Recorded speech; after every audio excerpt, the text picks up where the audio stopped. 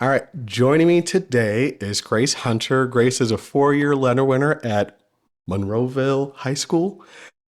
She was the Indiana Basketball Coaches Association and Subway Restaurants Senior All-State Selection, as well as an Associate Press Honorable Mention Selection. As a senior, you averaged 20.1 points, 7.2 rebounds per game, and you finished your high school career with 1,571 points. I did my No kidding. homework. You went on to then play guard at Northern Illinois University, where you were voted team captain 3 seasons and was a two-time academic all-MAC selection. You totaled 528 points, 196 rebounds, 107 assists, 42 steals in your collegiate career at NIU. Following NIU, you went on to graduate and then become a grad transfer at North Florida University, correct? Where you also play guard. Yes, sir. All Yeah. right, nice. Anything left out in there at all that in terms of accomplishments? Left out, no. I did Okay. go to Bellmont High School. I don't know why no, NIU did that with Monroeville. Okay. And I'm Okay. from Monroeville, but Belmont was just down the road. Okay, got it.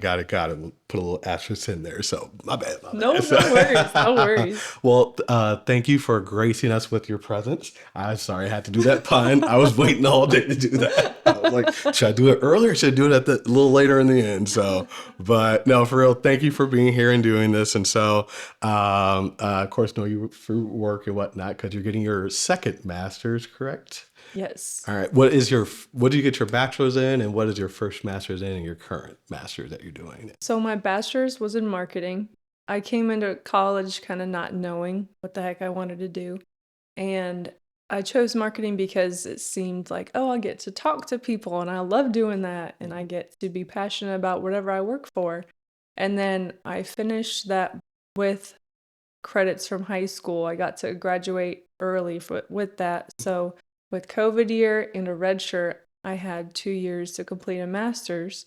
So took advantage, thank goodness, and got into kinesiology, exercise physiology. And actually, to do that, one of my teammates influenced me. She was like, you love the weight room. Why don't you become a strength and conditioning coach? I was like, never thought about that, but I do love to lift. And that was just what I was so passionate about, was training through basketball, even from a young age. So I did choose kinesiology and finished that at NIU. So I had 1 year left, my 6th year, when I transferred to UNF. I had to complete a 2-year master's in 1 year, so it took me 1.5, but that was in educational leadership, kind of athletic administration.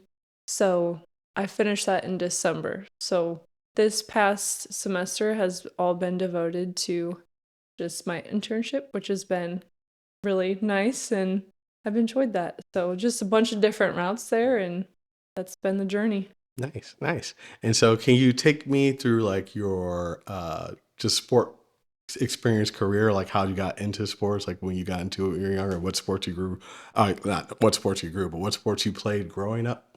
Definitely. So I'm the youngest of five, and there's 4 girls and 1 boy. So football wasn't really an option for me.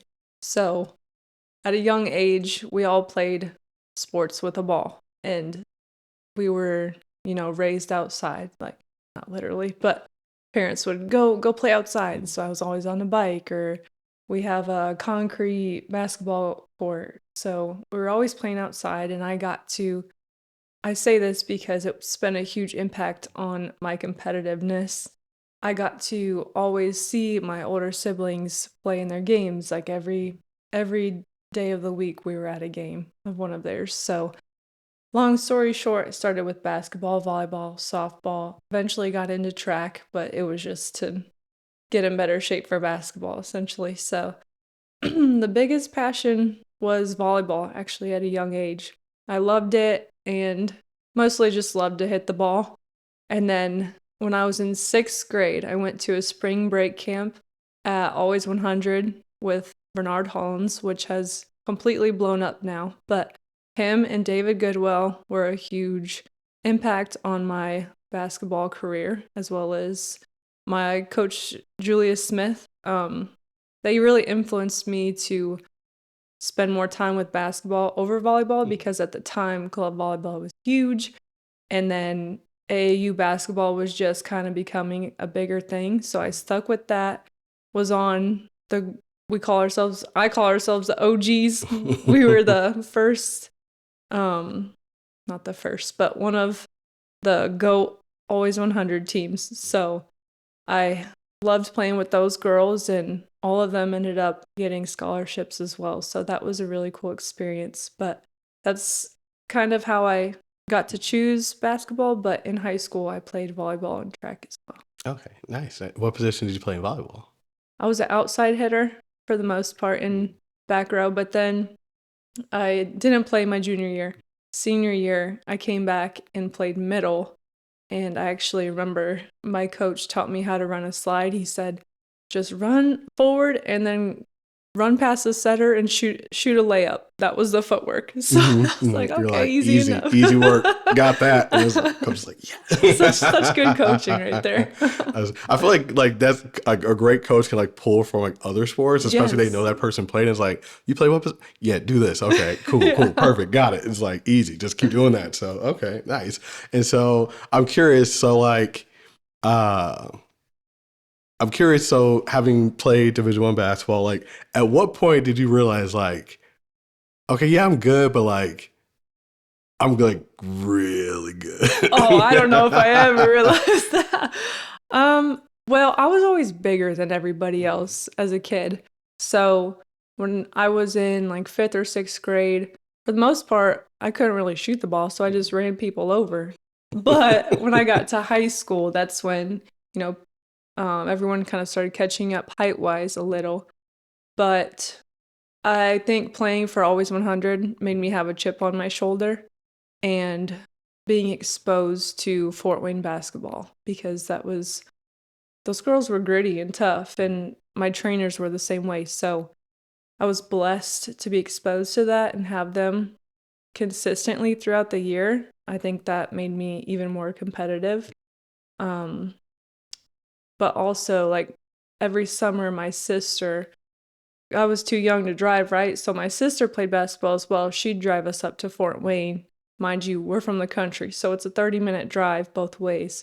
So for lessons, my parents were able to pay for our summer lessons, and then every single day we were up there just grinding. So I owe a lot to my sister for all the work she's put in with me too. But I would say in high school, when we started to turn really some heads through, I came into a losing program, and then we started winning a few games, and I think that's kind of whenever I realized I really want to do this in college.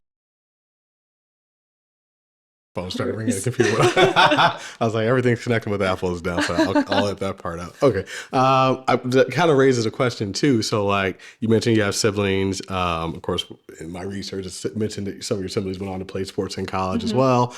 I'm wondering, like, especially being the youngest, how did that affect, like, I guess maybe your mindset or like your approach to sports? Because I know sometimes like the younger siblings kind of like, I want to do stuff and people don't want to let the younger sibling do it. They're kind of treated like the baby. And it's like, or it's kind of like the older siblings are like always blocking their shot and stuff. And it's like, you got to be tough because it's like, look, you're twice my size and like, I got to catch up. And, so they learn how to be like grittier because of that. I guess how did being the youngest impact you in terms of your, I guess, mindset and approach to sports?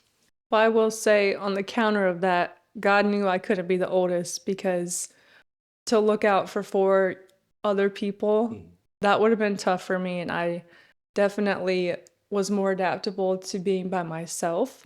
So while they were all in high school or college, there I was in 6th or 7th grade. You do a lot on your own at that point because you're just not, they left for college, and then my sister was in high school. So there was a lot to do on my own. So I actually remember I would just pass a volleyball on the roof and just go play outside or go shoot on my own. And I think I was with them a lot to where we would compete in the house and stuff and just get yelled at for playing with a ball in the house, but also being alone too while they were doing their own thing kind of made me more creative and figured things out. And I am appreciative and thankful for that. But we also did compete together a lot when we were a lot younger. Okay, okay. Because I think like for me, like I didn't start sports really until like eighth grade, and my older brother really didn't play sports. So like, it would kind of be like maybe play like with him and his friends when because my dad was like a big like go outside and play because like when he grew up it was like he's a baby boomer, so like everybody had like six seven kids, and like in the neighborhood and where he grew up was like very competitive for like basketball, like to the point that like professionals like would come there to play like pickup Oh, games wow. because it was like in East St. Louis is very competitive like that for when he was growing up for like a lot of sports, let alone basketball. So like how you hear like Rucker Park in like I guess New Jersey. If I get that wrong, don't yell at me. But like kind of similar thing there. And like at that point in time, St. Louis had a basketball team that which is the Atlanta Hawks currently. So disgruntled about Okay. that still. We lost football and another football team. But so he was kind of like, oh, I'll just get a basketball court for like the kids. But for me, it was like everybody was like maybe a little bit older than my older brother, who's like 3 years older than me. So it was like I really didn't have anybody to play with necessarily, except my brother's friends. Of course, you know how that can be with older siblings sometimes. But eventually, he's like got into football and like loved that because like football is a sport where it's like, hey, you can't do anything but hold a bag. You're doing something. Just hold it better than anybody else, and you're like, I'm doing something. Then like you kind of start to figure things out. My first year was terrible at football. I didn't. I was just showing up there being happy. So Hey, there you go. yeah, but I think like that's the thing. One of the things I appreciate about sports is like it kind of can. I tell people like I come from I consider a very good family if I have to say so myself, and like sports kind of provided a uh, like reinforce like the things I got from my family in a lot of different ways. So like like you got to stick together, right? Like a team's like you can't just be like I'm not passing so and so the entire games. Like I'm mad at them. I'm still gonna pass the ball and cheer for them, right? So Right. it's those kind of things that are like little lessons that I learned, which kind of gets to the next question for you. What would you say like you learn the most like growing up from like your youth sport experience, whether it's pick up stuff with family to like organized sports? I will say my parents were my coaches until high school. Um, so the biggest thing was work ethic. They were both still are really hard workers. So you don't get anything good without earning it. So at an early age, I was taught, this is you want something, you go earn it. And that has just been drilled into me. So in a good way, work ethic was really drilled into my mind, and also just how to be on a team. We have a family of 7, and at a young age, we were a really competitive Lutheran school team. Believe it or not, there was just a whole different ball game when parents who really care are coaches.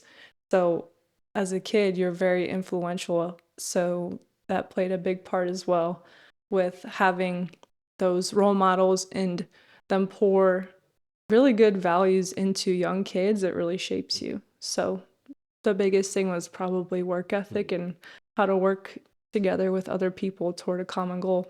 Okay, nice. And I think that resonated with me because like and we'll get into a little bit more, but like when I got to high school and like we had a strength coach, which was very rare at the time, it was like one of those things of like uh, it kind of like taught me how to be a competitor because it's like one, I gotta learn how to compete against like the own thoughts in my head of like I have bad asthma, so it's like we gotta do another lap. It's like oh my god, like, it's like I don't know if I can do that. I can know this, and it's like hey, you're fine. Go out there or like not be afraid to like compete. And I think like I have no qualms about saying this. So like if the school cannot afford a sports psychologist, I think the most important thing you could have is a great strength coach because they're going to teach people how to be a competitor and not be afraid of competing, right? And it's like you're gonna lose some. It's what do you do when you lose and you get back up and like try to challenge your teammate, challenge yourself. And it's like encouraging people like not to be afraid to like fail and try again. Cause like, I mean, at the end of the day, that's what sports is. It's like, you can't win them all. Like, it's like, how do you bounce back from that and kind of learn to just push yourself, to the best of your ability? Like, even if you're not 100% that day. Can you give 100% of wherever you're at? And so that's some things that kind of made sense of like when you talked about like what got you into like strength conditioning a little bit kind of clicked for me. So, okay. What was the recruiting experience? Well, actually, before I ask that, I guess clearly I went through your accolades there and you were a pretty solid athlete in the state of Indiana, it looks like. Correct me if I'm Back in wrong. the day, And I so, mean, and so I guess, because I think, what was it like to have, guess that notoriety as like being a top athlete for you, and also with that too, is like, what was the recruiting experience like for you as well? like I said, I was super blessed with amazing basketball coaches who were so tough and gritty, and that wore off on me at a young age. So, first of all, having the parents to expose me to that and not be scared for their child to get coached, that was really big. 'Cause there were some really tough times as a kid, and I look back, the older I get, it's weird, the softer I get. And I'm looking back like, wow, that really happened. But I'm thankful for it now because it did shape me for later. But um, in high school, I also was exposed to strength and conditioning through, it was called AWP, Athletes with Purpose. And they were a thing for about 15 years, but I started going when I was in second grade. And my older siblings all did it. They laid the foundation and the standard for, like this is, we do this. We go through ladders and we lift. And at the end of each session, it was run by amazing men. And we would pray. We would talk about what good and bad went through the session. And being exposed to that at a young age, and especially in high school, was huge for my development as well. So those were two really big things, the basketball training and the strength training, that helped me grow mostly as a person, which then helps with basketball. But again, there was just a lot of good competition around me, that being the youngest, you want to be as good or better as people, even if they're older than you. So just having competitive chip and being in an area where basketball is what it is. I mean, it's Indiana basketball. So that was very helpful too. Okay. And so I guess with that, what was the recruiting experience like for you? And also, I take it you play AAU basketball, correct? Yes. So what was that also like for you as well? And what are your, well, I'm not going to throw too many questions, but yeah, what was your AAU experience like, and what was your recruiting experience like?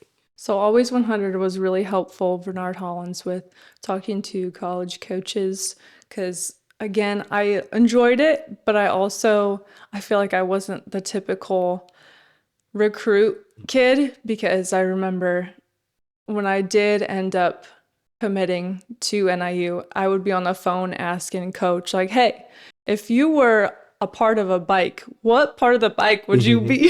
And I don't think they got that question very often. But again, I was just a little different. I think I took a different approach as to, yes, we talked about basketball and training and the serious things, but also I do care about relationships and being goofy and keeping things light. And even back then, I don't think I really cared about keeping it so serious, because I know that keeping things light helped me as well, just being myself and expressing myself. So anyways,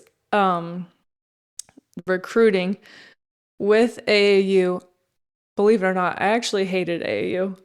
I loved playing, but traveling every weekend, not every weekend, but a lot of weekends in spring and summer, part of me just wanted to stay home. I wouldn't say I'm a homebody, but I did love to train. I didn't always love to play a million games.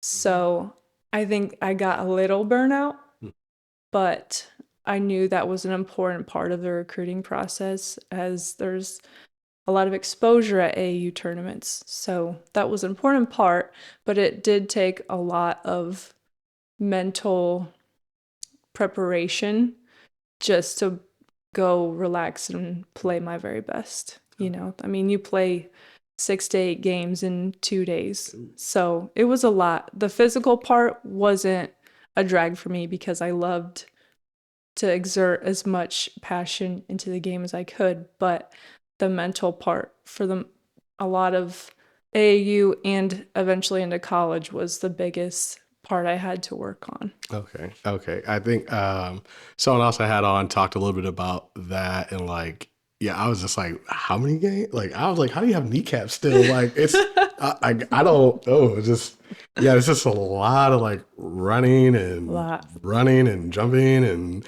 it's like because I think a big thing for me is with um like volleyball is like I know like club volleyball is so big, but it's gotten to the point where it's like they'll just throw like up a court anywhere and have like these tournaments. It's like you got these kids playing on like sport court with just tile over concrete, and it's like what are you doing to their bones? And like Right. it's like I feel like sometimes just certain things with it is kind of like their parents feel under like an upsell, like, well, we got to do this kind of thing. And, the person I had on, she talked about like how it helped her get recruited, especially to an Ivy League, because that's what she was really aiming for.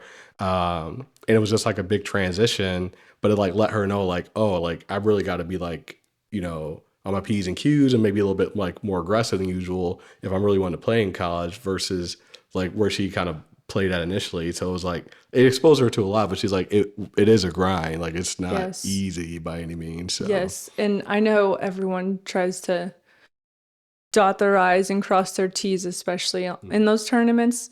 I think for me, it was different because I was aware of the mental toll it took on me, not negatively, but it just took extra effort to get my mind right to show as much passion as I had for the game. So I would never look who was there. And I took that through college, all of high school, but I would never look at the college coaches or the crowd or anything, just lock into what I had to do. And that was a big help because there is so much, I don't want to say pressure, but a lot of emphasis on, this coach was there. And even back then, it was kind of a new thing. So parents would even be, talking about that stuff. And I just never let myself care because I wanted to just showcase to the Lord, like, hey, I'm playing for you, not for the approval of anyone else. Whatever happens is up to you. So, got it. I like that because I know a big thing with um, a lot just student athletes I work with is I tell them is like focus on like demonstrating versus like proving, right? And it's like, and I kind of ask them like the difference between the two, and Cliff Notes version of it basically is like typically like when we're proving something, it's like there's a clear expectation that either we fail to meet or is like a requirement that we have to show. Like you kind of think of a test as like I have to prove that I know the material by taking the test, right, and getting maybe certain marks. Outside of that, though, it's like you demonstrate your capabilities, and it's like you have a body of work that you've done like for however long you've been doing your sport to show like you have certain abilities. And so like I tell people like if you're playing in a certain position, like, at a certain school or whatever, you already demonstrated certain things for them to want you on the team. Right. And it's like starting from there. And it's like, unless you've done something tangibly, it's like, you don't have really anything to prove. It's like every time you go to practice is an opportunity, like you said, use the word showcase, which is very similar, like in meaning of like to demonstrate, this is what I'm capable of doing. Like, all right, this is the offense we're running. Let me demonstrate how I can execute in this offense. Right now, if it's like, okay, I never did this thing before, then maybe it's kind of like prove I'm capable of doing it because like I never did it before. Like I never played maybe this position before, so now I have to prove that I can do it.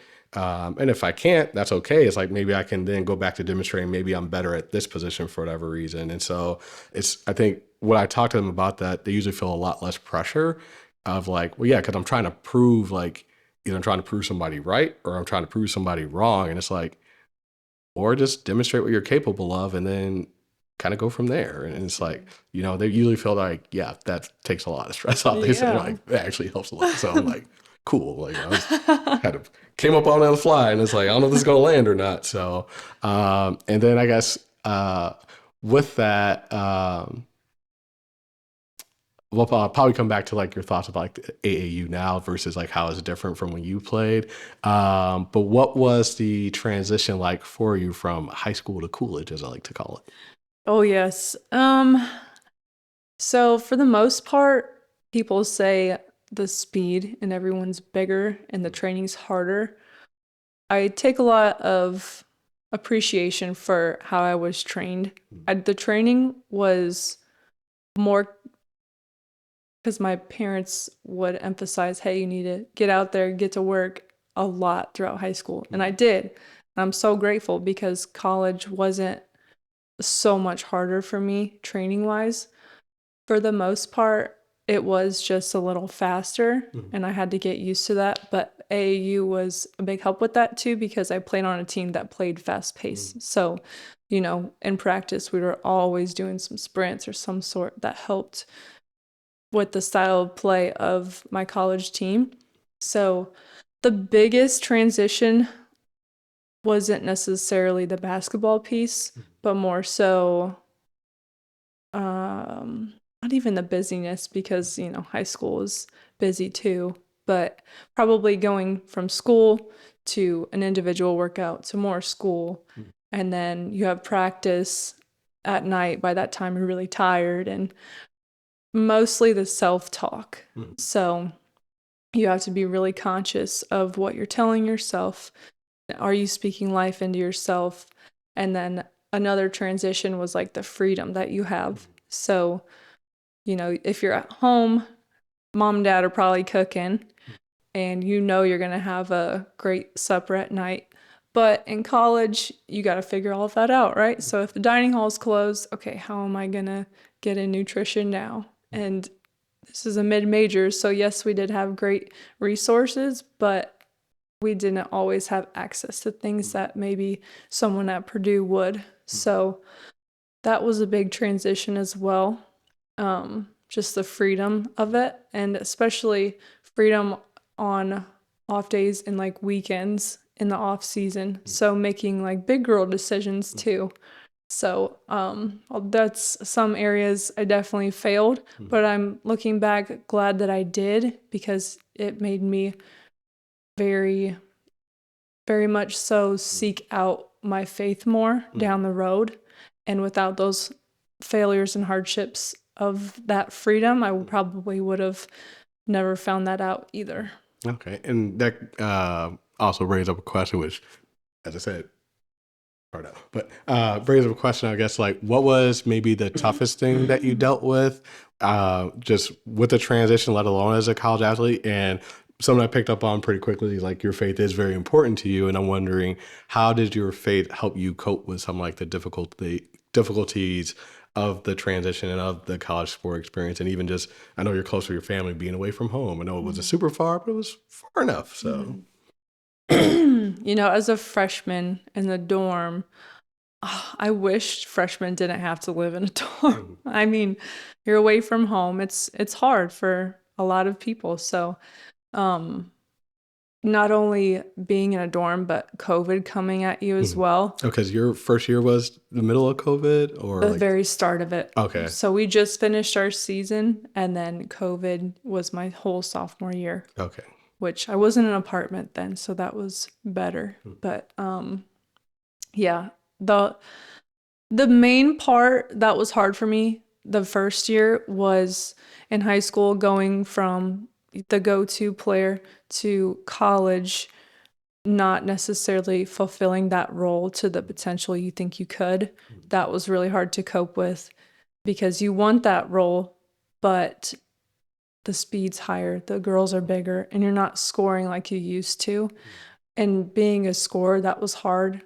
So adjusting roles was challenging. And I think the mental part of that, what are you telling yourself and how do you move on and impact the game in different ways? So my first year, we did not have a winning record and I wasn't playing like I thought I could or should. So that was just tough as a freshman and being away from home. Then COVID hit. We got to go home for like a couple of months, and that was actually a really good reset for me. I know I'm not saying I'm thankful for COVID by any means, but I do think being home was helpful for me personally. And then COVID year was very challenging because I am, for the most part, a social person. I like to talk and interact with people, and I loved my team, but being with the same people every day can get a little challenging at times. You know, you kind of turn into family, and with family, there's conflict. So, just desiring a social part of college as well as the basketball piece didn't always mix during COVID. So, that was another hard thing to deal with and being away from home. But again, all of these kind of hardships add up to later pursuing a place that I would grow closer to God. So these challenges kind of added up and led me to realizing I cannot be Lord of my life. I can't saying, God, I cannot do this. Just take me somewhere where I'm going to grow closer to you. And eventually went on to North Florida my 6th year, and that was life-changing. Okay. I was going to ask, what was the experience like as a grad transfer and going all the way? Florida is more than 4 hours. Being that far away from home, and just what's that experience like for you? Yes, so I'm so thankful for my time at NIU. Did 5 years there, and just grew a lot as a player and a person. The thing I'm most thankful for at NIU was some of my teammates who now are still some of my best friends. So that was amazing, and God was definitely looking out, placing these amazing people in my life. Going from NIU to UNF was it honestly wasn't that challenging going through the portal process.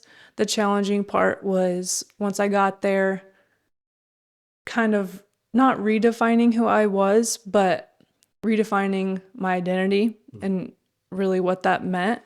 So after my 5th year, I entered the portal and I said, God, just take me where I'm going to grow closer to you.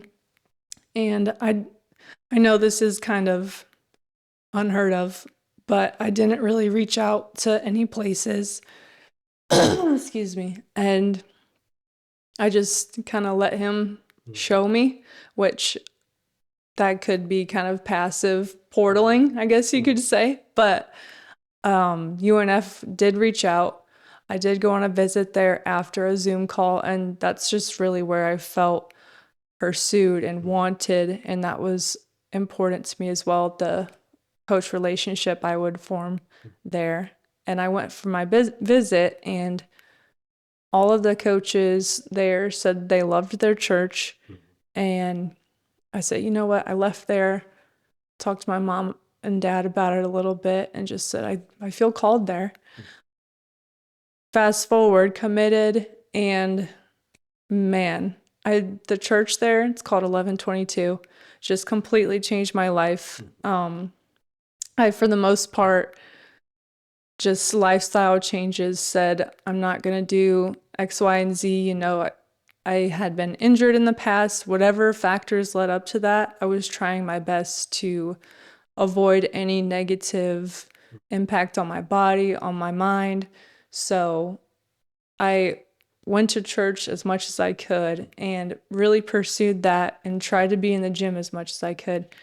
And it was challenging and tough, especially forming new relationships. That part was actually, by the grace of God, pretty easy. I had amazing teammates, and the upperclassmen there were pretty amazing. And I just felt so welcomed. So shout out to them for that. It's not easy, you know, in the portal nowadays, just going somewhere new and everyone doesn't really know each other. But when they accept you and welcome you and want to know more about you, that is really big. So just having some good people down there was helpful too. But the Church of 1122 definitely changed my outlook on life, and I don't want to say it probably did change the trajectory, but it made me flip a mindset of, you know, like, how is this going to make me look, opposed to how can this help others, when it came to like, okay, I got to be vulnerable. I need to start sharing more with people and not like fighting on my own with struggles or whatever it may be. So Even just talking about hard losses, just talking about things with people is so much more beneficial than being things in, whether it's off or on the court. So that church really changed my life, and that's why I know I was called to UNF for that reason, because we didn't have a great season on the court, but off the court, I believe that I now am more equipped to, spread the word and hopefully make more disciples, opposed to the life I was living before. And I'm thankful for the struggle, because now I can share, like, hey, I've been there, I've done that, and now I know that this is possible. You can do it too. Yeah, because I know it's like we all go through different phases and stuff and have like our priorities will kind of change and whatnot. And we can like reflect on different things. And I think one of the things that, of course, is like, I'll do this podcast and be like, 2 people watched it. Yes. And then I'll randomly have somebody like say something like, hey, that was like actually like really helpful. I'm like, oh, you're one of the 2 people, like, and then a couple people more here and there start to watch it. But I think it's like that feedback of piece of like, people will feel very isolated. And so like when I make the joke with my clients, because I'm chronically online, about like, oh, like they know ball. Like when you share certain things, it's like, oh no, like you actually get like when someone intrinsically understands like, or knows that you intrinsically understand like part of their experience, and it's like, there's no words to describe it. It's like that kind of like, the way I describe it to somebody is like, it's basically like being in the zone in a sport, or like, like, all you really did was just say like, yeah. And it's like, yeah. And like, but you're on the same page. And it's like, I tell people like, when you have like a genuine like connection with people, it's the flow state you have in sport is the same thing that happens when you talk to that person randomly, you're like maybe your best friend, and like the 2 you click about like the stupidest story in the world from like 2nd grade or something like that. And you're like laughing about it like it happened yesterday. It's like, those are things like when people are going through something and they talk to you and like they really know you innately understand. And it's like, you very much feel like heard and seen. And it's because a lot of times I think people think like, everyone has it all like well together. And it's like, I might be struggling with something too. Maybe I carry it well. Maybe I hide it well. Who knows? I'll never tell. Yeah. But, and with that too, like, I do know for me, like when I'm not doing okay, I'll be like, people are like, how you doing? I'm like, not good. Thank you for asking. They're like, I don't know what to do with that. And I'm like, there's nothing for you to do. I'm modeling like, hey, just because I'm not okay, it's okay not to be okay, right? And it's like, I don't have to mask that all the time. And it's like, if I do, it's like, what's the cost of that? Just kind of mask. And then also for other people to know, it's like, hey, like I can maybe not be okay, and it's like I'm not, doesn't mean I'm falling apart type of thing, right?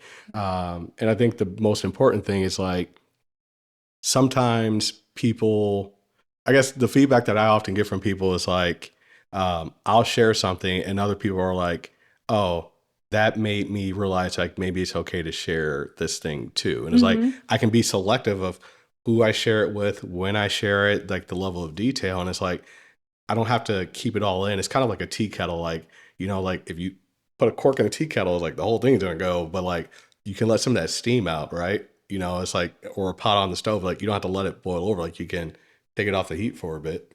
And like, it's like we can maintain our composure that way.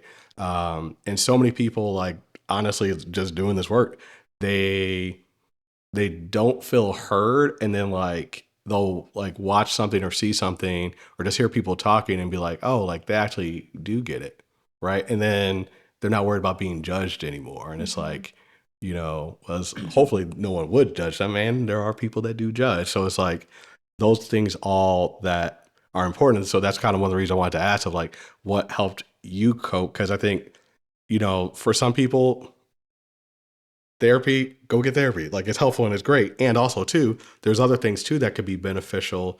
I've had a lot of clients where I'm like, hey, how do you get a sense of community?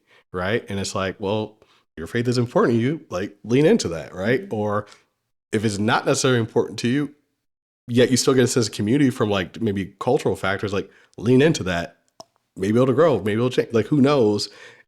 It still is something that's important, I think, in helping people like just feel connected and not feel alone. It's like, again, whether they share certain things or not, it's it's a yeah, it's another resource for people out there. And it's like, I think sometimes in the therapy world, religion can come across as kind of taboo, unfortunately. And I'm like, no, like it's another sense of community and support. And faith is important. So like, we know that, like, let's not, they don't have to be at odds with each other. Like they're not at odds at each other.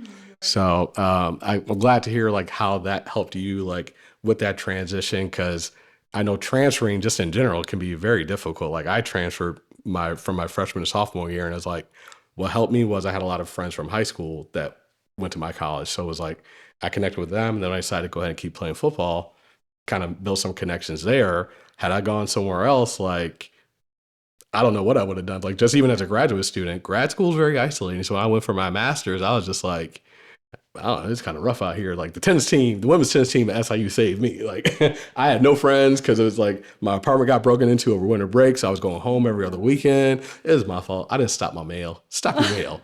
They tell you that makes a difference.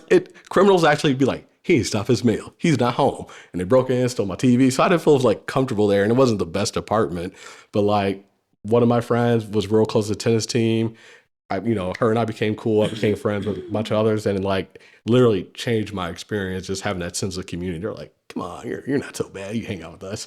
And so I guess I'm wondering too, like, did the church and your faith help you just with like the isolation that can occur being a graduate student? Like, yes, you have your teammates, and also like you said, it's like I can't be around everybody like 24/7. I need a little space. So how did it help you connect in terms of like just being a grad student as well? Yes, love that question. I mean, there's no hiding. I was the grandma of the team. I was 6 year, 24 years old playing college basketball. So everyone coming in fresh was 18. Some girls were 17. That's a big difference, especially with your outlook on life. You're coming into college, you are so excited for all the college things. While I was 24, looking for a final season and kind of with the hindsight of, okay, what's next going forward. So kind of that was different to prove your point, but definitely helped that the church was so inclusive and they encourage you to move your feet and not just, okay, Sunday, yeah, I feel good. This makes me feel good. No, what are you going to go do to be the church? And just their encouragement and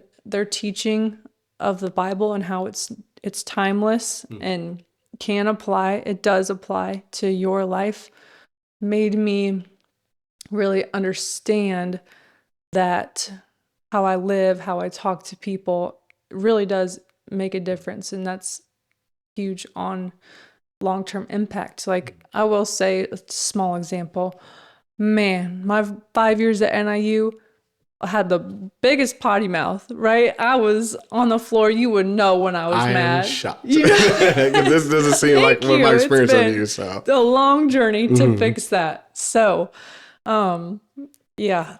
Then even just the words I say, are they giving life or are they like when you walk into a room, my pastor said this, does peace come in or do people tense up?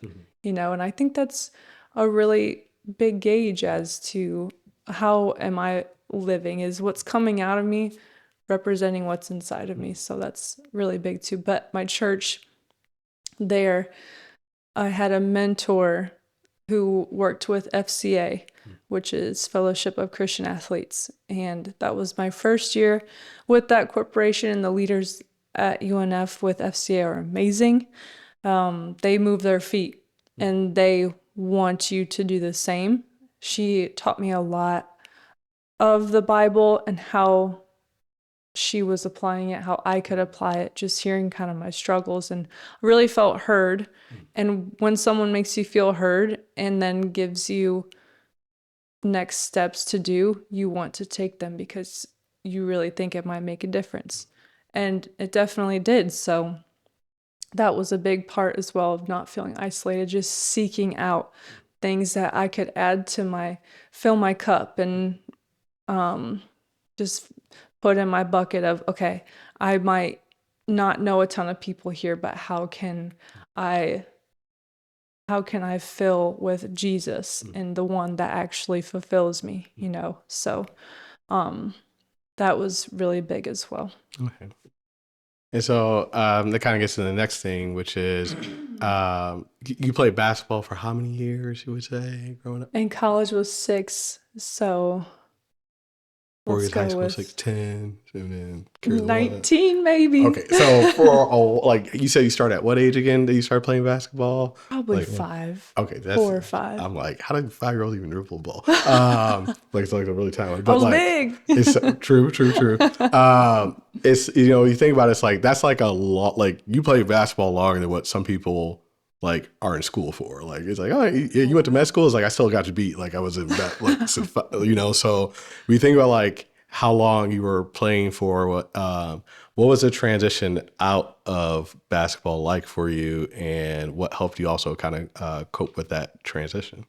Well, injuries, because I redshirted twice, well, once, but I ended up getting injured my last year as well. So a lot of foot and ankle injuries, basically from overuse. But I don't know what other factors. I just had injuries. So my last year, like I said, made lifestyle changes, was really applying all I could to the sport while also trying to keep faith as number one. Well, I thought I was playing like the best basketball of my life, was really dedicated to it. And then the start of the season happens and I develop a stress reaction again in one of my feet. Okay, so sit out for that, heal it. And in my mind, I'm like, yeah, we'll just finish with conference and, that'll be the big ending bang of my college career. Well, I play one conference game and then the next practice, come down from a rebound, land on my teammate's foot, and my ankle just kind of snaps. So, not the bone, the ligaments. So, I don't know. That sounds much better. It's like, yeah, because having dislocated my shoulder, it's like I wish it was like the bone, maybe instead oh of a man. ligament. So Yeah. So, I got a bone bruise, which takes ages to heal. Did not know that. And then the ligaments were, pretty stretched. So, couldn't really walk after that. Remembered getting up from bed the next morning, trying to put pressure on it. I was like, you got to be kidding me. I can't even walk. Really? So I'm like literally army crawling to the bathroom in the hotel room. I'm like, what is going on?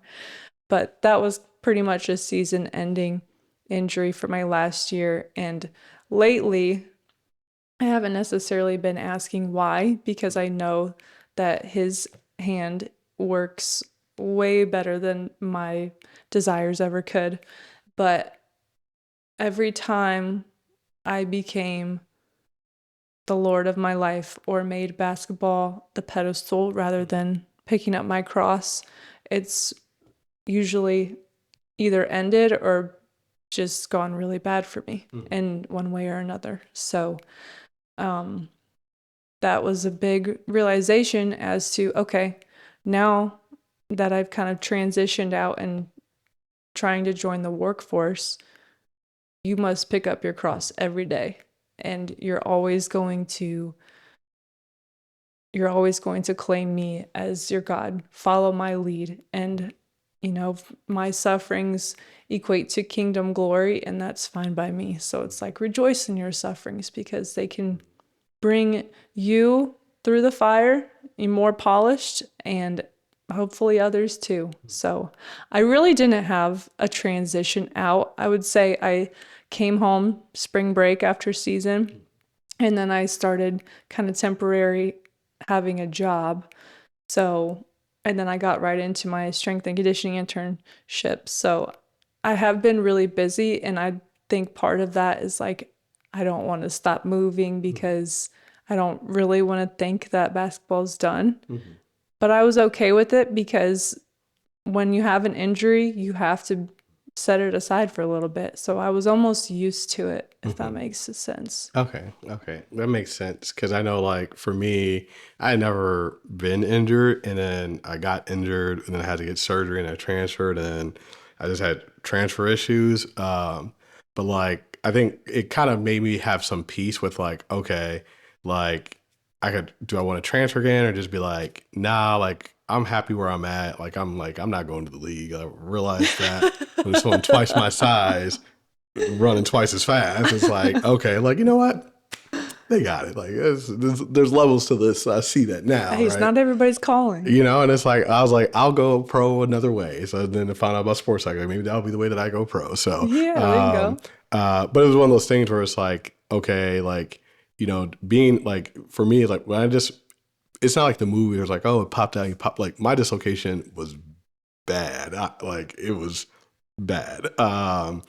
And so like I know like the mental toll that took on me, like, am I gonna be okay? It was like I hated football. Like my mom should never let me play this stupid sport when I was a kid. And it's like, okay, eventually I got through that and then had to get surgery. Or at least it was best to. So it was like again, like that part of like, I already recovered from this. Now I got to get surgery again and recover from the surgery. And it's like, will it be the same? What if something happens? And I didn't know how serious the surgery was going to be until like I got to the hospital. I was like, oh, this is like, this isn't like oh, we're just going to keep it just to be safe. It was like, no, this is an invasive process. Yeah. And so I think, you know, again, it was kind of like, when I got that call, like, hey, like you having transfer issues, like with eligibility, I was like, you know what? If they can get it worked out, great. And if they don't, it's like, I know where I'm supposed to be at the end of the day. So it's like it all happened on a whim. My mom's like, why don't you just apply and, you know, see what happens? I was like, yeah, apply. And I got in. I was like, oh, okay. And so then it just all worked out, like you said, kind of a similar thing of like, you know what? Like maybe it's not ideal by any means. And it's like, I'm okay with it. It's like, I don't need to kind of like chase this type of thing. And I think for your case, it's a lot different, of course, because like, you know, I think opportunities basketball wise are still kind of there in different ways if you want it. And it's also too, it's like not kind of like pursuing the other avenues of life and whatnot and other opportunities, which we kind of talked on a little bit at the beginning, like in off camera, but like, I guess like, can you going back, like what can you say a little bit more about like what it was that got you into like strength and conditioning and like kind of your passion for that and how that's been like an avenue for you as well? So just always loving training, also backtracking. I think with training, applying yourself to something hardcore and reaping the benefits of that is a really good feeling, but feelings make a terrible God.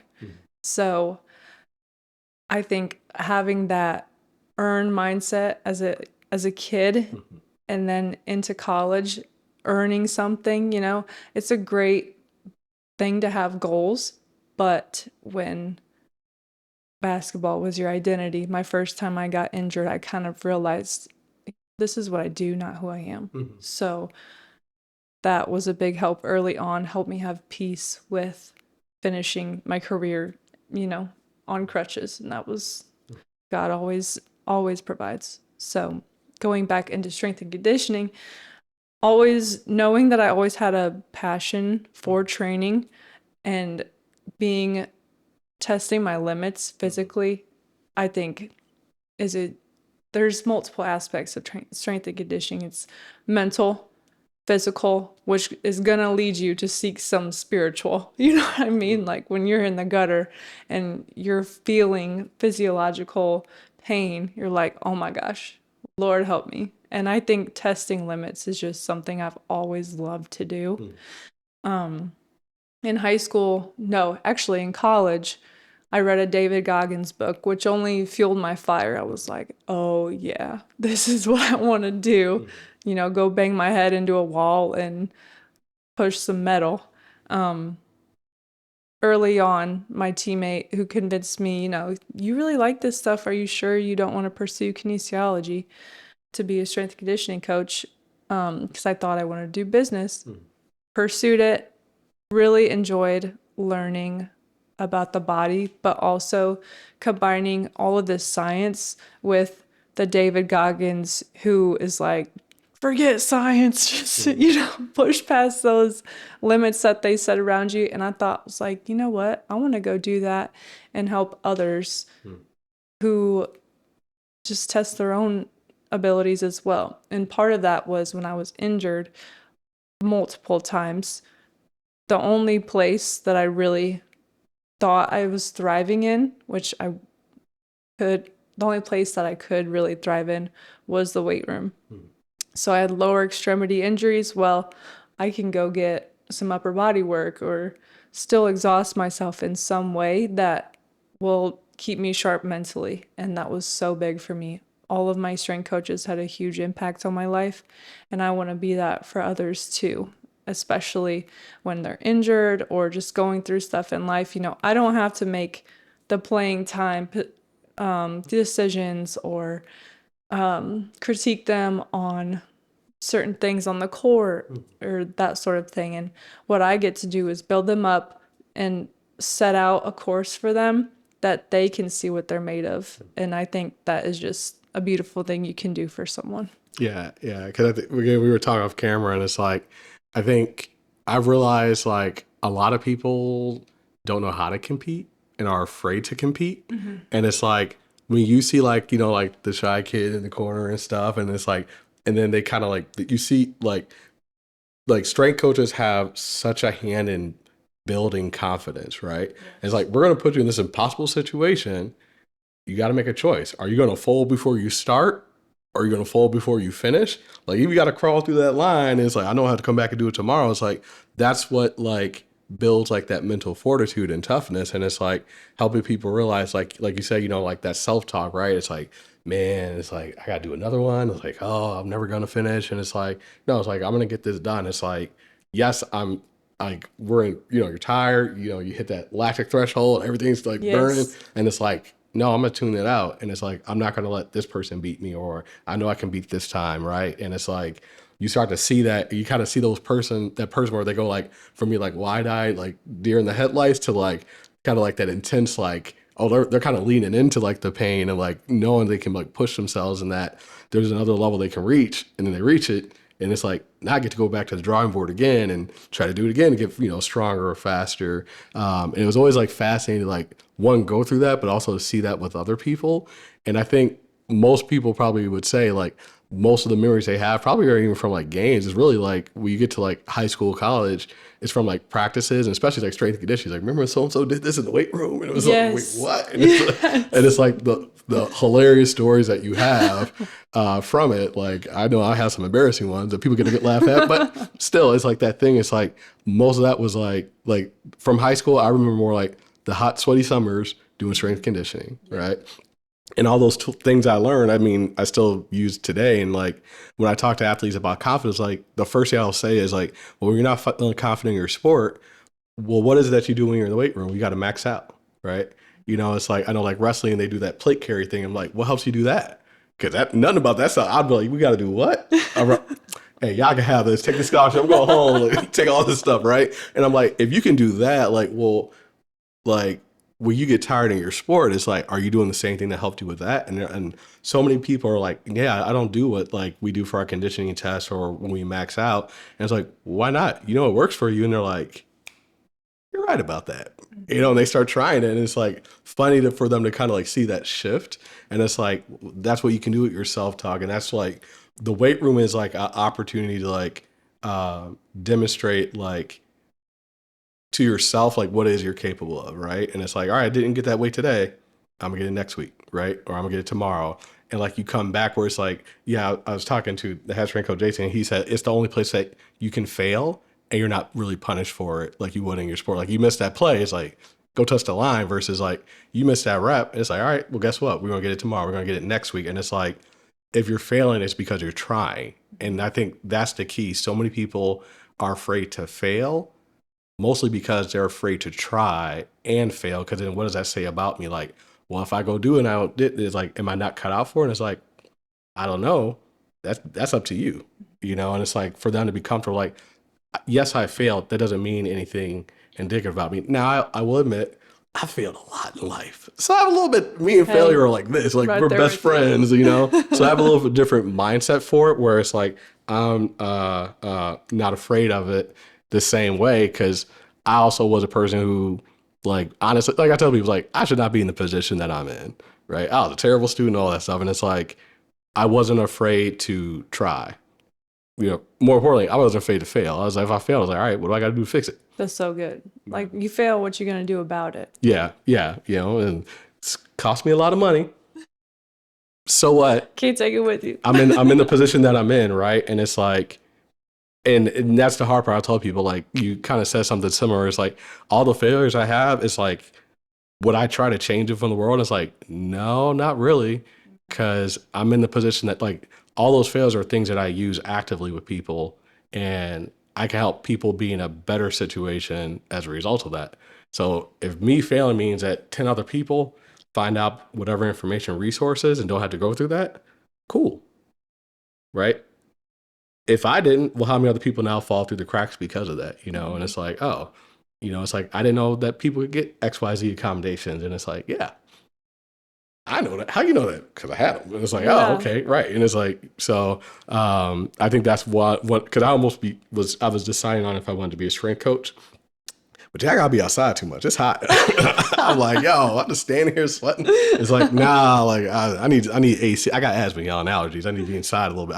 I grew up in the suburbs, you know, and so I didn't have like pets or anything growing up, so I got bad allergies. So I'm like, all right, we'll take a Zyrtec now, kind of work it out a little bit. But when I go to practice outside, it's like I get to go inside for a bit. I'll watch through the window, like cheering, and I'm like, but yeah, strength coaches work hard, and I don't think they get enough credit more often than not. So, a little bit of a slight segue. I guess I'm curious about like, because I think your time period is like, there's been such a rapid change in like girls and women's sport, especially in like you're like in that like time period of like where it's like, okay, things shifted and then they shift dramatically. When you think about like from like growing up to like now and like all the changes you see in this, I think even just the last like 2 years, let alone 5, what comes up for you with just the change in sports, especially women's basketball and youth girls basketball and I'm all volleyball too? for it. I mean, it's been a long time coming. Growing up, I grew up watching men's basketball, was big Michigan State Tom Izzo fan, and his bully ball method and go run and gun was just the way I wanted to play, and that was modeled for me on TV. Now, growing up, there wasn't a ton of women's ball on TV. If there was, it was a lot of UConn and the ones that dominated. So for that to evolve, and you never know at this point who's gonna win, is really cool. I think obviously the level of play has increased. You good? You're right. Yeah, literally, I don't know what I did. I probably need to drink some water. But, Yeah. we're gonna that. start that from the top. But I'm gonna grab Okay. water and then that so. Oh man, I was just like, cramp. Was that a Charlie horse? It was my hamstring. I was just like, I don't know why. I think I like flexed it in the chair too much. That was horrible. Are you okay? I'm okay, yeah. It's just I got scared because like over the winter I cramped up really bad for some reason. I didn't think I didn't drink enough water after like coming back and playing volleyball. And I was on the couch and I had to, you want water? No, I got some. Thank I you. was about to say, feel free to drink our camera too. Like I always just cut to like not drinking, but Okay. I like was like had to lay on the floor for like 10 minutes because like I had cramped up so much. And like it was bad. So I think it's just swinging my legs on the chair. So we're gonna do that part. Okay. I'll probably put that online of myself. Like, this is why you need to drink water, people. Bloopers. I got scared. I don't blame you. I don't mean to startle you. I also got really scared as well because like I could feel it. It was bad. It was like, yo, if you keep moving your leg, like you know, it's how you kind of like get to that contraction point. Yep. And it was just like, no, this is gonna spread really bad. And I was like, stand up before it's too late. So, all right, sorry. No, it's okay. All right. I had to like try to splice in. So we'll just start the question over. Okay. When you look at all the changes that have occurred, especially in like women's and youth girls sports, what comes up for you? Because you're in that period of time where it's like there are a lot of changes that we've seen, and like the interest like grew phenomenally, and like just opportunities collegiately and professionally. So I'm wondering what comes up for you as you look at that.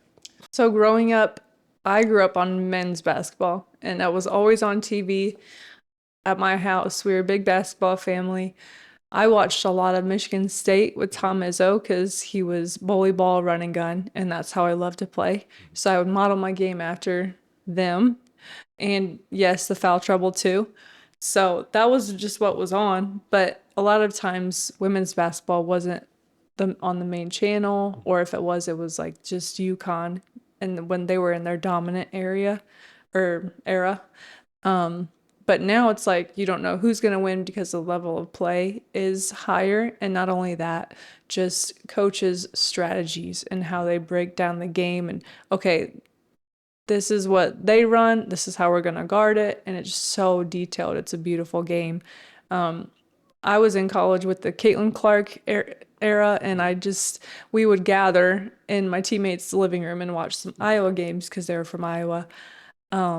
It was just really cool to see the growth and witness that as a player in college at that time. And now to see that NIL is a thing. And now all of those girls that I was in college with are now in the pros, and watching it evolve and see the opportunity that there is for girls and young women is very cool in my opinion. So it's good to see that there is that opportunity in basketball and other sports too. Mm. Yeah, I think we're gonna see like in the next like 5 years, I think like the athleticism we'll see, because like I know for kind of like my period, it was like I have friends who were like they could have went D1, and they're like they probably knew they had a good chance to like go pro overseas, and they were like, why would I do that? I could go be a medical doctor, make more money. Mm-hmm. Yeah. And I'm like, why not both?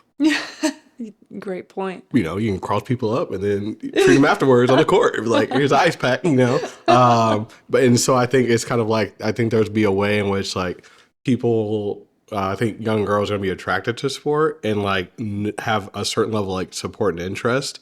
That's gonna be like just phenomenal. So like I know I'm excited to, because I think we're all kind of see like you know you mentioned a little bit earlier like not having football, and now like I think for flag football, like girls flag football is like one of the fastest like I think growing sports. I think the NCAA is trying to like see about maybe adding it, because like there's a lot of interest, and if you haven't seen girls and women's flag football, like watch it, because it's I'm just like yo how we got like a whole bunch of Odell Beckham's like making crazy catches out here and stuff. No kidding. And just like I think it's like a thing where it's like you get to see there's this certain way of like athleticism that you can kind of see like similar in basketball is like, but if you didn't have to dribble the ball, like, well, what could you get away with? And it's like, because I'm sure it's like, yo, like if I can do that dribbling, if I they call it travel on that, I was like, right. Really, like let me be great. So I think it's just like another avenue for athletes, similar with like wrestling, like girls and women's wrestling. Like I think people are really starting to see like, yo, like like I know I was watching some of the highlights and I saw somebody get suplexed. I'm like, is that legal? Like, and they're like, it is. I'm like, okay, like this is dangerous. And so now, like you mentioned, it's like you get a little older, you're like, oh my. Now I'm kind of that way with certain sports. I'm like, I don't know if we should allow that anymore. This is dangerous. And it's just because I'm getting more brittle. You know, I've had these injuries. I'm like, oh, that looks painful. But at that age, you know, it's a really cool opportunity for girls to just exercise and move. Not only for the scholarships and everything, but just the chance to do something that they might be passionate about. With that wrestling, okay, you don't have to use a ball, but how can you put this other person on their back, you know? And it's really cool that that's offered now to young girls and to excel in things other than just the mainstream sports. Yeah, and I think that's the big thing for me is like I just want people to have options to explore. Even if you hate it, you're like, I know that's not for me, and it's like, hey, I tried it, didn't like it. And if you fail, it's like, yeah, I failed miserably. It's like, I still tried it 100% and realized that's not for me. I'm gonna go do this other thing, right? Cause it's like, that's, with football, I was like, I don't know what I'm doing. I just went up and it's like, I like this. And again, it was terrible the first year, but tried it. It's You like, started somewhere, right? right. It's like, I had to be, like, everyone's not going to be that phenom when they start. Some people will be. Cool. Other people are going to be late bloomers. And if it's not for them, I know I went home, I gave it my best effort. That's all I could do. And it's not for me. It's like you can move on from there. And I think just even, like you said, like there's a part of it where it's like movement, like being exposed to that. Cause I think, with nothing against video games, I have my PlayStation over there. It's like being able to get around and move and like know how to work out, take care of yourself.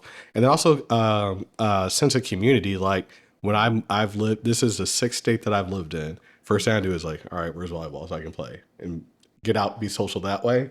And then go door explore this myself, like when I want to go out and about and check out different things. And it's like, at least I'm getting that social piece in some way. And for a lot of people, like they realize like it's a great tool of like connecting with people and like doing different things, whether it was the sport you loved growing up or if it's like a new sport like golfing or something. It's like, go try it.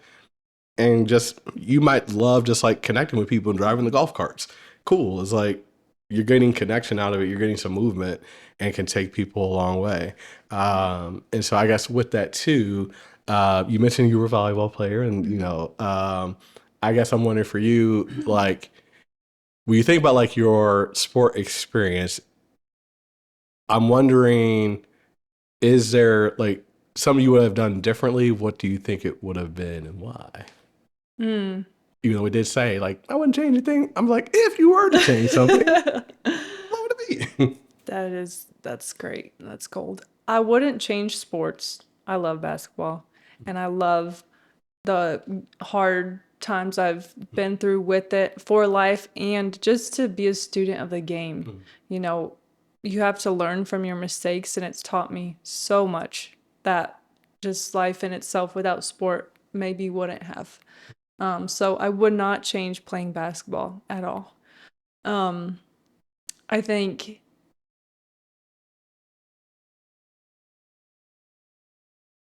if I had to change one thing, I think my in my early college career, I think I wish I would have known a little earlier that the only approval I needed was God's and to have the fear of God in me rather than the fear of man. I was chosen to be captain solely based on my work ethic, and my teammates knew I loved them. It had nothing to do with my basketball skills. So, with that at a young age, I say a young age, early in my college career, I wish I had the fear of God in me to make certain decisions and have certain hard conversations rather than this is going to be hard. What is this teammate going to think of me if we talk about this or do this? So I think that would have potentially helped my team, if not be a stronger team, made my teammates better in certain ways, off the court especially. So if I had to change one thing, I wish I was more aware of that at a younger age. Okay. Okay. Okay. And then when you think about like your experience in whether it's basketball or something else, like I guess what is your I guess it's kind of two-part question. One, what is like your fondest memory? And I can't remember if I asked at the beginning, but it's like, what would you say like sports gave you? Besides so many good memories and teammates and friends, it gave me the opportunity to fail and learn how to deal with that in a healthy way. It took a long time because being competitive, a hard head, and overly passionate sometimes, that's really hard to accept, especially when you're kind of obsessed with winning. Sports allowed me to fail, yet realize my identity is in Christ. And if I didn't have a competitive sport to do so, I don't know how else I would have potentially realized that, because maybe through the financials of life or comparatively to others, I would have fallen into that trap, but basketball allowed me to learn through my own mistakes, teammates' mistakes, and yes, fail, but also deal with it individually and with others. So it taught me also how to be on a team. There's a million things that sport has done for me, but the biggest one is 100% just knowing who I am in Christ. That is my foundation off of everything else. And I've found God has given me so much peace in knowing that, and thank the Lord that He has given me the gift of sport to find that out. Okay. And your fondest memory of your sporting experience? Fondest memory. Actually, fondest memory of sport, I think there's two, and it's not one particular moment, but every training session that I got to endure with my sister at a young age, whether that was basketball or going to AWP, those all adding up were huge to me and still are to this day. Very developmental, and we were in a space where we could work really hard but also talk about Christ. That's really big at a young age as well. That was one of my favorites through basketball. And then I look back at my college career and I don't remember the games. I remember, yes, the very hard training sessions, but the most impactful were truly the team Bible studies and the opportunity that God gave me to talk about Christ with people who are going through really hard things physically and mentally with me was just amazing. Like, He could have put me somewhere where no one else believed in God or wasn't curious, but He gave me that, He opened that door to allow me to have those teammates. And He didn't have to do that, but by His grace, He knew I needed that. So I think biggest basketball memories come from the grind and your relationship. And the games are awesome. They're pretty fun, but they're not fulfilling. Yeah.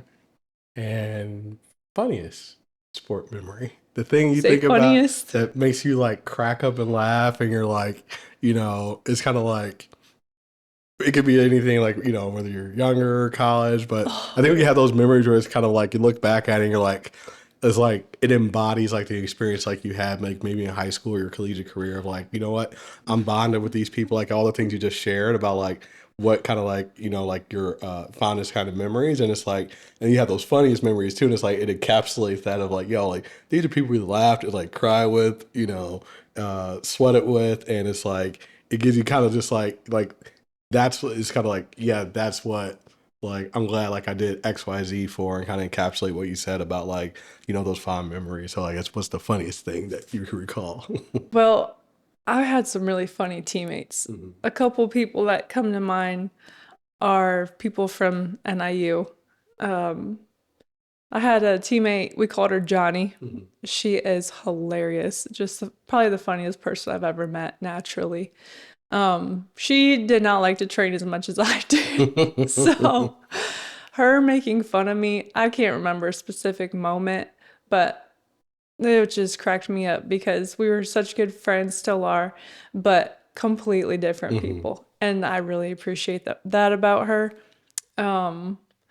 She also would cuss a lot, so I can just hear her say the F word after every mistake, and that cracks me up.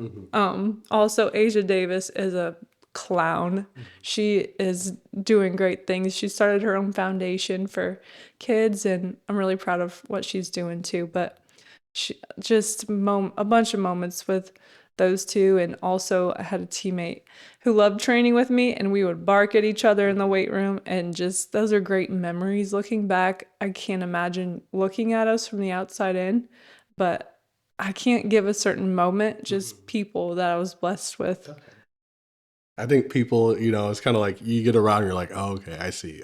Yes. Because like one of my good friends, like we met in sixth grade, we ended up playing college football together for a year. I ended up transferring, but it's like we got like a bunch of like different memories and stories and stuff. And it's like, is there one? It's like nothing that stands out. Is like there'll be something like we'll like start telling them about it, and then I think it's kind of those things where it's like it kind of goes hand in hand with like those fond memories. And it's like there may be some downs. These were some of us. Like I got to make some friends with people or friendships with people that I'm still friends with, and just have those kind of connections. I do have one, I guess it's not probably funny to anyone else, but when I was at UNF, we were doing this drill where, you're playing 5-on-5, but only passes, no dribbling. And I had the ball at the top. We checked it up with my former senior teammate at the time. We call her Rue. And she checks it up. I have the ball and she just smacks it. I'm trying to smack it out of my hands. And I'm like, are you for real? And we just lost it. Just a simple moment of like competitiveness, but we just wanted to get out the trip. Oh, it was fun. I think one of mine was what do you call it? It's like I got like two where I had one where I got hit so hard and like the person's face mask caught mine and hooked it. Our helmets got stuck together. And when I got mine off, he had bent my face mask open like this. So I had to get a new face mask put on. So I was like, that was one because I was just like, what's this happening? And then I think it's like, so that was one. And then I think one of the ones were like, I think the fondest memory I have though is kind of like when I did Winning Edge, and it was like again I have terrible endurance. I'm not a runner, but when I finished that, like I felt so proud like that last day because I put like the numbers and like would take them down and I get back, and I remember just getting the single digits and I got down to one, and I was just like I just did the hardest thing in my life. Yes, I'm like, such a great feeling, right? when I think about it now, like I go back home, I'll cut like my parents' grass in the sun. I'm like, why did they let me do that? Like that was like, how did I do that? Like you said, it's like the things you push yourself to do at a certain age, and it's like now it's like, no, I would never do that again. So I think I kind of remember the other questions. I think what is something? I was going to ask you about AAU. Like, what are the differences you see with AAU now? I don't know if you keep up with it all compared to like when you did, and what are your thoughts about it? I don't keep up with it for a reason. I think it's getting a little, I don't want to say ridiculous, but I'll say it. No kidding. I mean, when I was younger, I don't want to be that person that Back in says my that, but day. right. When I played AAU, I feel that values were still instilled and you played for a reason, at least for the most part. That's what it seemed like. I don't follow it enough to have an opinion now. I've just heard some stories, and I think we could do a better job of implementing a purpose into that sector of the sport again. Okay. Okay. And I guess I'm wondering what's something that you wish you would have known at could be any point of your sport career, but like you realize maybe later, you're like, if I would have known this then, what do you think it would have been? I wouldn't, yeah, I am pretty hard on myself. I knew it went fast, but I would have told myself this goes way too fast for you to not take it that seriously, but there's going to be a next play. Give that one your all. And if it doesn't go how you plan it, get the next one and truly believe that. I think I would have had a lot more peace on the court if I could just accept that I'm going to make mistakes. So if I knew early on to just have fun with it, and that would have allowed me to have more confidence and not keep mistakes so big in my head. Whereas like you're playing summer ball with your teammates, just open gym, you could hoop forever and you would feel like Steph Curry. Everything goes in and you're just feeling like a true baller. And then you start to put the pressure on whenever season comes around, and it's a lot of people getting miserable around those times. And I wish I would have just early on had the mindset of, yes, try to give this your all. Go be a dog. but have fun. Mhm. Okay. And I guess kind of goes hand in hand. What's something I guess you would tell um incoming like freshman for any sport, really, like, someone getting ready to make that transition? You can answer either one's, like either the transition into college or the transition out. Like, I guess what's something you like will want them to know? For both, just know your identity.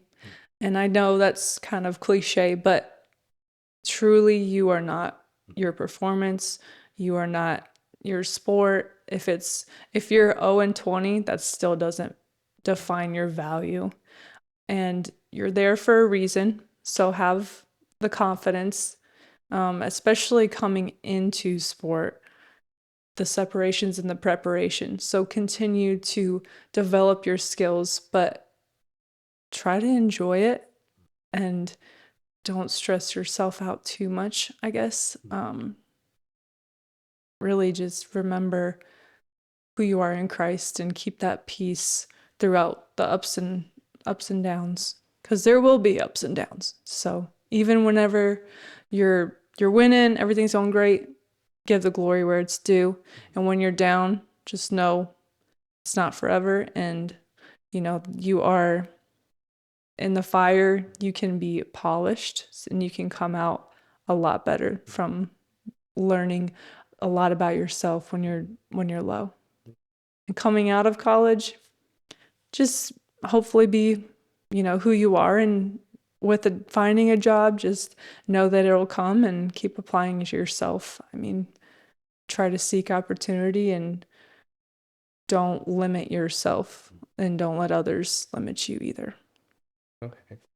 And also, you could do what I did, which is stay in grad school forever for a There while. you go. Buy myself some time. So, but no, for real, I love that. I really appreciate you coming on. And this was me getting up my shell. Like, all right, let me ask somebody else to do this, because just the transition is like, all right, it took a year because I was like, I need to just figure things out, stay caught up. And I was like, we got to get back on the podcast. So, thank you for doing this. It really means a lot to me. Thank you so much for letting me chat and asking me all this and make me feel heard. Do you mind if I pray us out? No, I don't. All right, let's do it. Mm-hmm. Heavenly Father, thank you for this opportunity to converse, and where two or more meet, there's the church, Lord. So help us to walk and be an example of you. And thank you for this opportunity to glorify you and talk with a member of your family. Amen. Amen. Thank you.